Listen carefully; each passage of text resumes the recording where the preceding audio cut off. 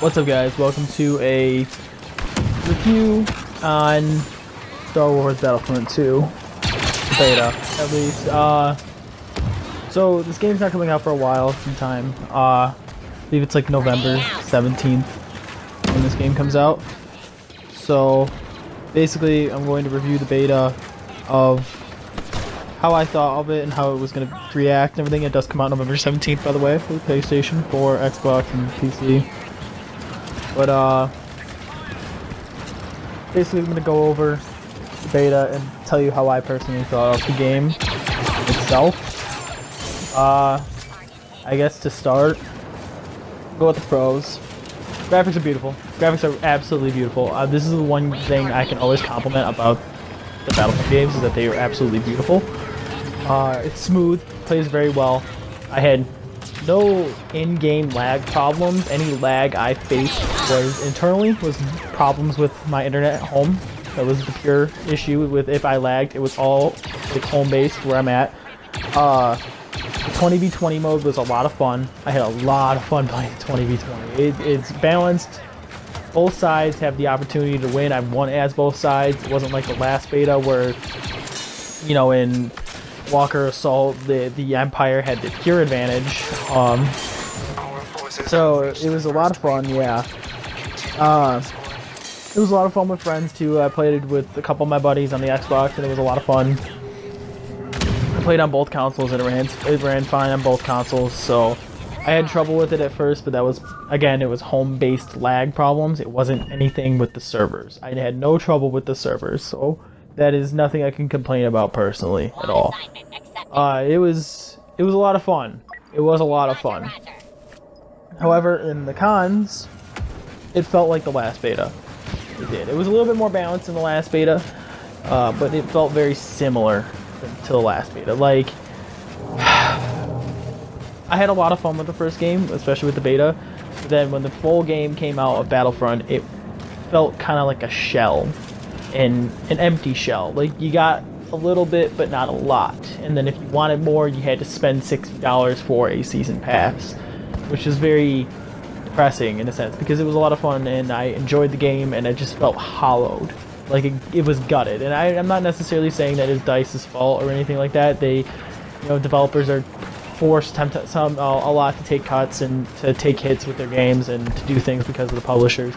And you know, I'm not saying this is directly EA's fault either, because I'm not sure.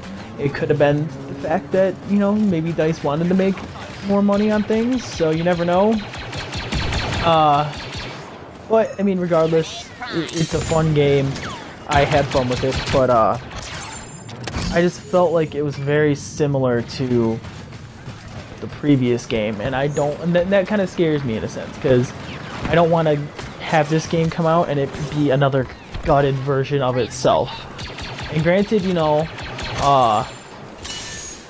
there is supposed to be a single player mode coming out with this game, which I'm happy about. This is supposed to have a single player mode, and it's supposed to have a bunch of new stuff, and it's including the Clone Wars this time, which is also great. It's a lot of people, especially more people my generation, appreciate the Clone Wars a lot more, because that's what they grew up with. So I'm happy that's there. But bullets, I feel like, don't do a thing. I feel like you have to shoot at least like 6 to 8 bullets to kill somebody. And maybe that's not true. Maybe that was just me and how bad I was at the game. I'm not too positive, but it felt like it took forever to kill somebody in the game. But I mean, that's something that can easily be fixed, or you can just use a different weapon. So that was fine. I mean, that was just a minor issue that I personally got annoyed with. That was just me though. Another thing is the gameplay. I want to say it was a 16v16. It might have been 8v8. I want to say it was 16v16. It was the other game mode that was available. That felt very unbalanced. It was really favoring the resistance side. It was sitting there where the Empire had to steal an artifact and bring it back to the airship. Problem is the resistance continuously spawns around the artifact. They don't spawn in a set place. So if the artifact has been stolen, you spawn in the general vicinity or next to the airship that the Empire or the First Order has to get to. And that's a pain, because if you get killed as the guy holding the artifact, you it has a little bit of time before it despawns, but pretty much if it despawns, it goes all the way back to the base, and then the resistance spawns around the base again. The Empire or the First Order spawn in the same spot, and that's in the very back of the map, on the opposite side of the airship. So if you die, it takes at least, like, 30 seconds to get back, and that time, if 30 seconds, is the artifact respawned and it's in a different spot. So that's very frustrating, because getting one thing from point A to B, and you spawn way back at, like, point C, and C's on the opposite side of B, like, that's a pain, because you literally are just going, like, back and forth, and resistance is really favored on that, and I really got annoyed with that. And plus, I didn't like the zoom with the resistance weapons. I didn't like that at all. I thought that was really, really annoying and really irritating. Which I like the zoom with the Rebel or the Republic and the CIS. That was fine. I like that. I had no problems with that. But personally, that was something that also got really under my skin, was the fact that it was really, really favoring the Rebel side or the Resistance side. Like, I played it as the Empire and the First Order and the Resistance. I'm sorry, I'm still saying both.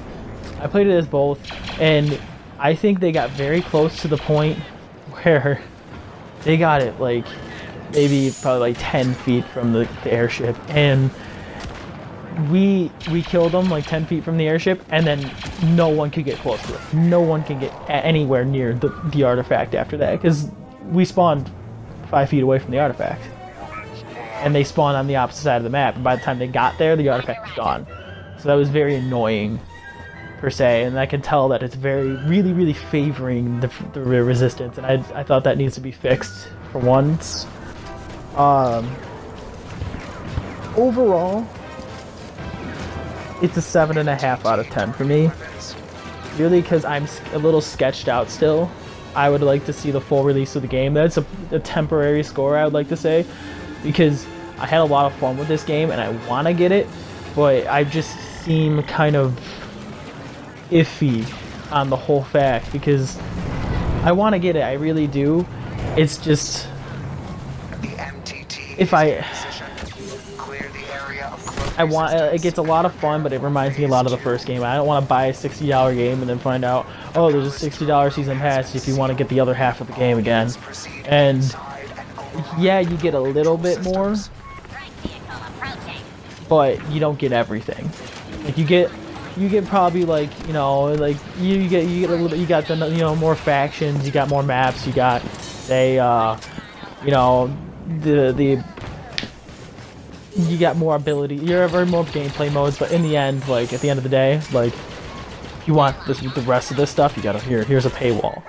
And paywalls are really where I get annoyed, because I don't want to spend another $60. I want to spend $120 in a game that, that I find fun, but I don't want to have to spend the price of 2 games to get one. So that's something I'm afraid of. And personally, I'd like to see this game, be really good and do really well, because I like this game. Battlefront holds a very special place in my heart. I loved Battlefront 1 and 2 from the originals back in 04 and 05, I want to say, or was it 05 and 06? I don't know, regardless. It holds a very, very special place in my heart, and I would love to see them back with Paywall on the PlayStation 4. I'd play it if they do it. Doing the Xbox One, I'd do it too. I'd buy either or, because they're both awesome. But, yeah, so, and even the Jedi were, I thought at first, unbalanced, and I thought they were really overpowered, but if you know how to get around a Jedi, it's not that bad at all. It's so simple to get around a Jedi and be able to do that. And the lag you're actually seeing right here, that's all my problems, not the server problems. It might be a little bit of a combination of both, but for me, it was all my problems. It was none of the internet. It was none of the server base. So, yeah, the score is temporary, only because I'm not sure yet of how this will end up.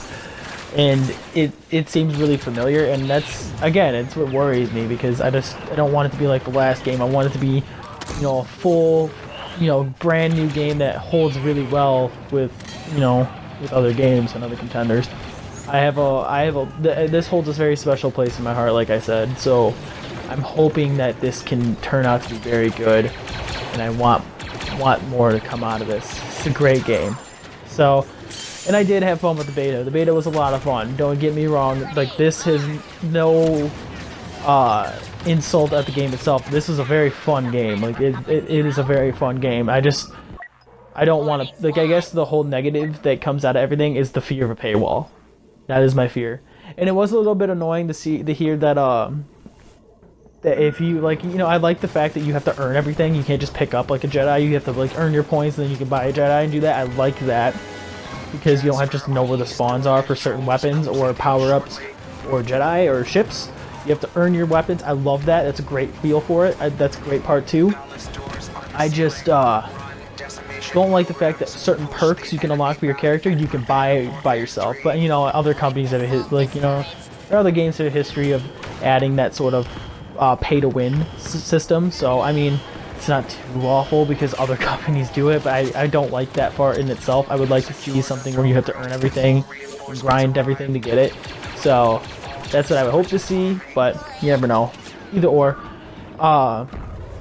In the end of the day, this will stay a 7.5 until I see the full release of the game, and I don't know if I'll get it when it comes out, so we will find out very soon. If you agree with me, please let me know why. I don't know, maybe let me know, leave a comment, or if you disagree with me, please let me know why too, and I will talk to you about it in the comments, because personally, this is a game that has a huge amount of potential, but could also be a huge disappointment. And you know, we live in a day and age where either games are really, really good or they're really disappointing. And we live in an age. Sorry, we live in a time like kind of a span of games. For the past, like, I would say, like 6-7 years, we've had games whether they're really super good or they're super disappointing. AKA like Titanfall, Watch Dogs were pretty lackluster. And this is coming from someone who loved Titanfall. And it was pretty lackluster, but you know, you have games like GTA 5, and even more present now, going on to more present terms, The Witcher 3 was huge and phenomenal. Fallout 4 was pretty good. Skyrim, obviously, the special edition is going to do well. And, you know, Bethesda sells anything Skyrim still. It's been forever. But, you know, that is my opinion. Please leave a comment, like, whether you agree or disagree. You know, I just want to know your guys' thoughts and opinions on what do you think the game's worth in itself. Do you think it's worth the $60 price tag? Do you think it's even worth like $120 price tag? I want to know, and I'll see you guys around. Peace. Taking control. Scanning for clones.